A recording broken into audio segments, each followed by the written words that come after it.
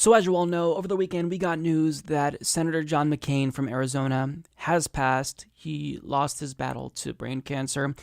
And initially I was not planning to do a comprehensive rundown of his legacy. I generally don't like doing these types of things when politicians pass, even if they were pretty problematic figures, because I like to allow the family time to grieve. I don't want to, piss on anyone's grave.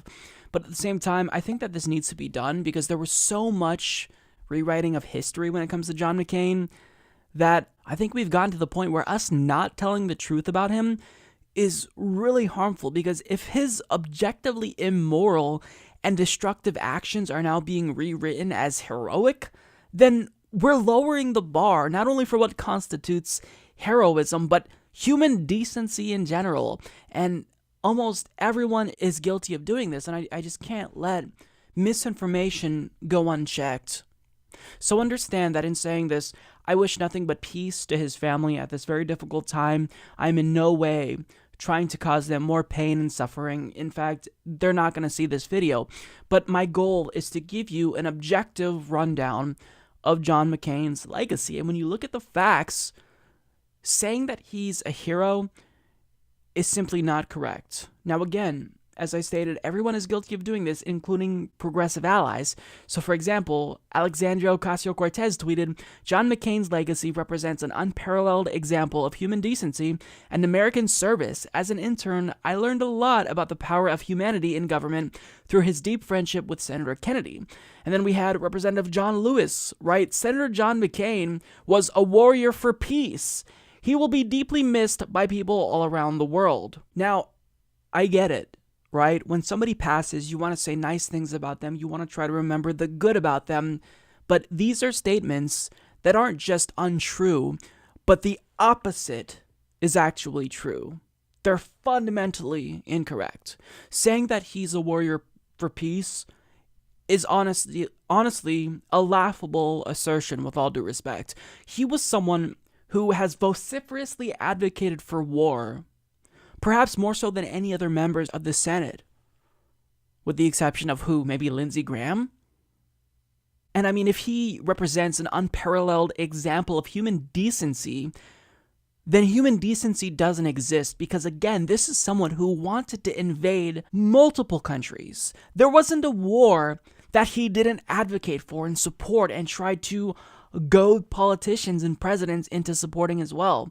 So even if I understand that this is a really difficult time for his family right now, and I hope that he didn't suffer, I hope his last days on earth were peaceful, and I hope that his family has peace at this time, objectivity and truth, that matters, and it's too important. And if you follow the truth, then to even consider John McCain a hero is a disturbing thought, objectively speaking. So we'll talk about his legacy, because it's not all bad. I'm not trying to imply that John McCain was the worst member of Congress. In fact, I think his record was relatively mixed, but mostly problematic given his cheerleading of multiple wars. But to say he was a hero, I can't let that stand. I cannot let that stand. So let's talk about John McCain's legacy. It started when he was a soldier during the Vietnam War and actually was captured for 2 years and tortured during that time, which is why a lot of people refer to him as a hero. And certainly, I can't even imagine how psychologically traumatic that must have been for him to not only be captured for 2 years, but to be tortured during that time. But we have to be objective and ask ourselves, what was his role in the war? And as Max Blumenthal of Consortium News explains, during the Vietnam War, McCain had been captured by the North Vietnamese army after being shot down on his way to bomb a civilian light bulb factory. Now, even if it's the case that he was likely just following orders, you can't bomb a civilian light bulb factory. That's a war crime. Can we absolutely empathize with him on a human level that he was captured and tortured? Of course. That's awful.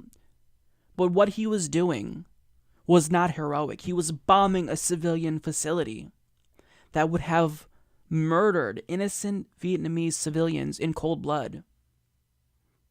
That's not heroic.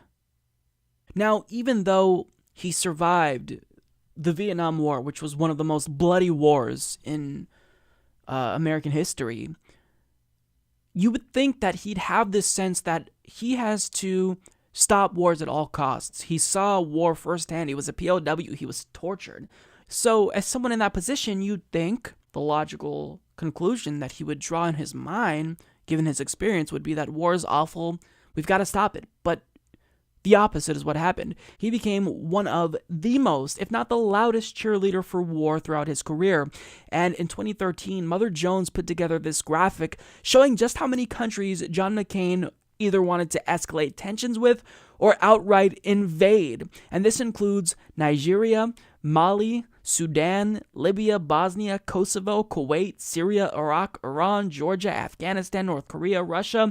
And even though he didn't say we should outright invade China, he did make troubling comments saying, an Arab Spring would be coming to China, perhaps hoping that there would be regime change there. He was advocating for a new Cold War with Russia, and he would be one of the first people to speak out, trying to convince presidents to go to war in these countries that didn't attack us and didn't pose a threat to us in actuality. And in his attempts to promote war, he ended up inadvertently boosting the profile and trying to normalize, quite frankly, extremist groups that are really loathsome individuals in countries like Libya and Syria, and he met with a neo-Nazi opposition leader in Kiev. But normalizing these groups, even though he knew that it probably would be a risky situation and they weren't necessarily the best characters to get in bed with, well, normalizing them helped push this regime change narrative, since he presumably believed that they'd be able to take control of the country after the US invaded. And to him, he always spoke about war in a really cavalier way, so it didn't really matter who he was promoting. And when he was asked what we should do about Iran, well, this is what he said in 2008. It's well documented that we have, for quite a long time now, known where the real problem is in the Middle East. And in fact, the president adequately described it as the axis of evil. I guess my question is, how many times do we have to prove that these people are blowing up people now, never mind if they get a nuclear weapon? When do we send them an airmail message to Tehran?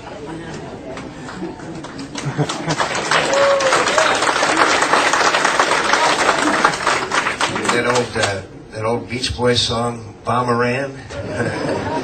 Bomb, bomb, bomb, bomb. Anyway. So to him, the idea of bombing and killing potentially hundreds of thousands, if not millions, of individuals, it's a joke to him. He always spoke about war in a really cavalier way, which is weird because, again, he survived the Vietnam War. He was a POW. How can you advocate for war knowing what you went through and knowing that other individuals would inevitably be in that position? That's not heroic. Being a hero requires you to speak out on things that might be unpopular, that might get people to hate you. But he was doing the bidding of his donors in the defense industry, even though deep down he knew that war was despicable and harmful and destructive. He pushed for it because he took money from the military-industrial complex. That's not heroic. That's not heroic at all. Now, additionally, he got into politics because of his wife. It was all due to privilege. He married a beer heiress who had a father who was very, very wealthy, and his father-in-law contributed hundreds of thousands of dollars to get him into politics, and that worked. Now, within the first couple of years in his life as a politician, he already made some horrible mistakes. He opposed the creation of Martin Luther King Jr. Day, but thankfully he eventually came out and said that he regretted that decision. And the thing about John McCain is that even though he's been opposed to what liberals stand for throughout most of his career, a lot of neoliberals recently grew to love him because of his vocal opposition to Donald Trump. But that didn't stop him from voting with Trump most of the time. But I don't want to give you the impression that all of his record is bad, because there were times where he really did live up to the label of being a maverick. Even if he wasn't a maverick overall, there were times where he did support issues that were championed by environmentalists. He came out against South Africa's apartheid regime and supported sanctions on them. And perhaps one of the most important and powerful stances he took that was good was his support for a ban on torture. It's not about them. It's about us. It's about us. What we were, what we are, and what we should be. And that's a nation that does not engage in these kinds of violations of the fundamental basic human rights that we guaranteed when we declared our independence. Now, if you want to choose to remember John McCain by that, then that's fine. But by and large, when you step back and you look at the totality of his record, was it true that he was a hero?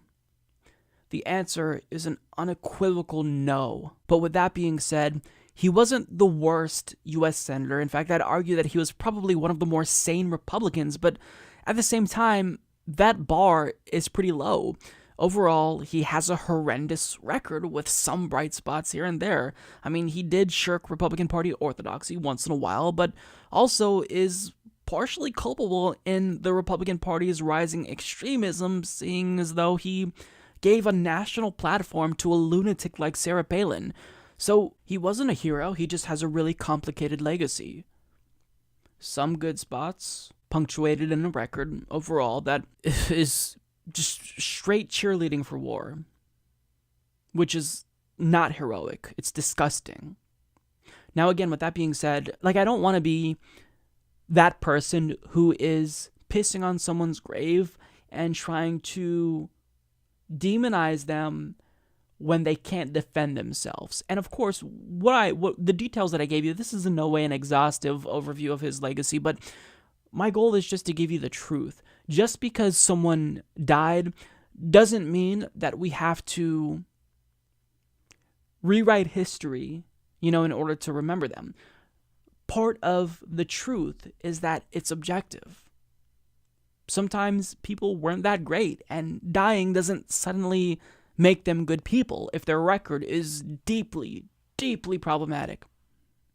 So with that being said, because John McCain is unable to currently defend himself, not that he'd see the video if he was alive anyway, but since he can't defend himself, I will do what I think is right and just leave you with his last words as to how he wants to be remembered. But, you know the truth for yourself now. What do you want to be remembered for? He served his country. That's what I'd like to see. He served his country, hopefully with the word honorably on it. That's all. Support this podcast by becoming a patron at patreon.com/Humanist Report.